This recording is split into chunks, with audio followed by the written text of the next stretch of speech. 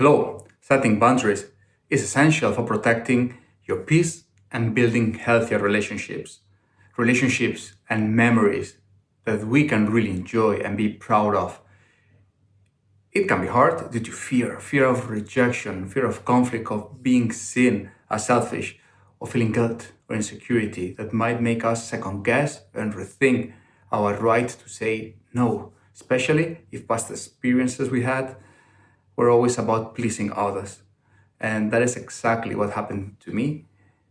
I was building up confidence on my own time and really thinking that I was ready. But then, when someone I appreciated requested something, I couldn't say no. Then I saw myself doing things and going to places that I knew were wrong. The worst was thinking that instead I could be doing something totally different that I could really enjoy. It took me years to develop this confidence and change this pattern. And that is why I'm doing this video to share the very simple and effective techniques that I use to build and set boundaries and avoid all this frustration while having bad experiences. Because when we let others cross our boundaries, we often end up feeling exhausted, frustrated, or stuck.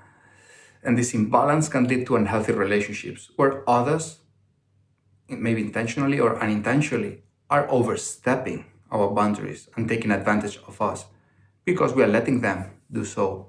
And then they are leaving us feeling manipulated, feeling drained because we're accepting situations that are not aligned with ourselves.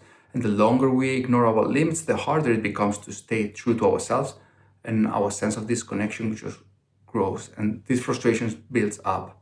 So acting on others' demands rather than our own needs disconnects us from who we really are while suppressing our own needs and feelings because we try to satisfy others, not us. So respecting our own boundaries, it's self-care, not being selfish. And boundaries let us prioritize what truly matters to us and allow the right people into our life. So here are very practical strategies and technique that I use to start gaining awareness, confidence on myself and start setting boundaries. The one and the easiest is say no when we really mean it. We can politely decline when we cannot commit into something that we are not interested in without over explaining or feeling guilty because healthy people will understand your decision and support your well-being. It's important to say no when we truly mean it, even if it disappoints others. We do not owe anyone anything or an explanation for saying no, and we can do this kindly, showing appreciation and gratitude while staying true to ourselves. So, for example, we can reply, "Thank you, but it doesn't work for me right now."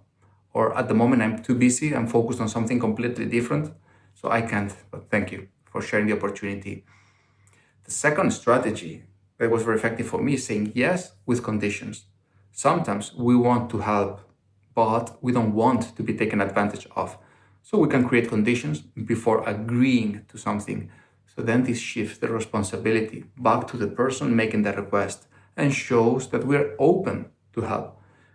We can say, for example, "I'd love to help, but first I need this and that to happen." And then share what are your conditions. So, for example, if someone asks you to lend them some money, you can reply, "Oh, yeah, I can lend you the money you need right now, but I need back by the 15th. So, I can lend it to you if we write it down, so we're clear on the agreement, and you show me how are you going to pay it back to me. Is that fine for you?" Or if your kid is asking you for a new game or toy, but you want them to focus first on school and homeworks, you can reply, "I'd love to give you that, but I need to know that you are on track with school and homeworks. I can get you this game if you get at least 7 over 10 at school.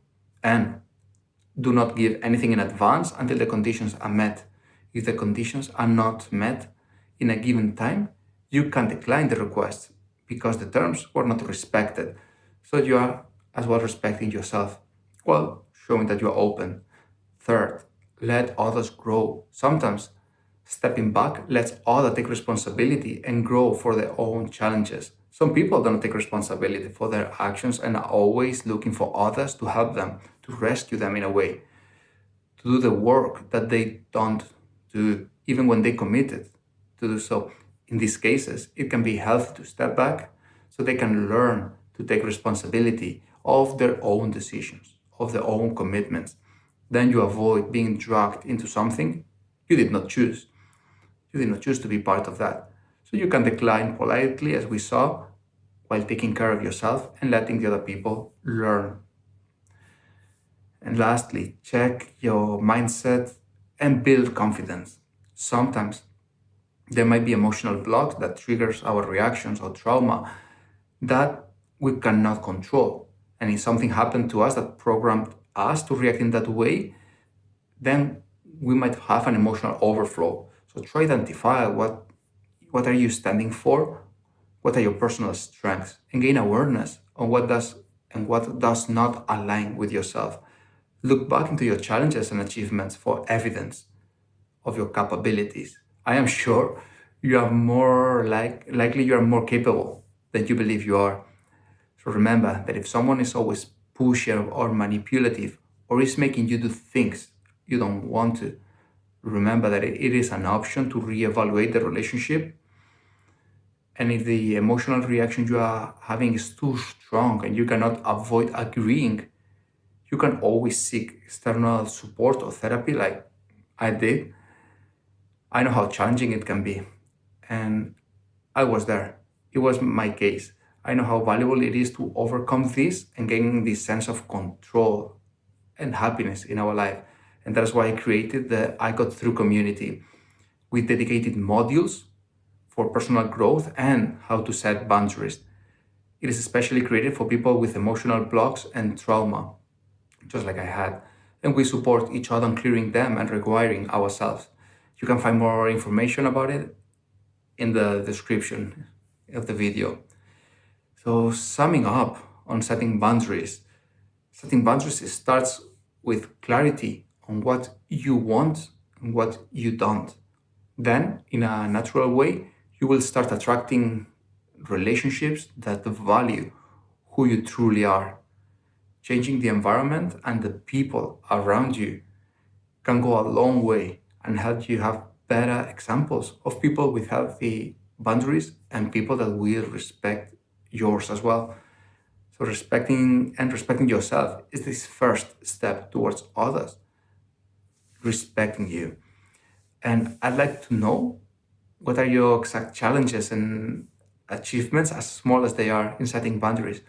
So please share in the comments down below because it's quite a journey learning to set boundaries. And but once we have, it feels like living a complete different chapter. And I hope these tips that I share were helpful to you. And see you soon.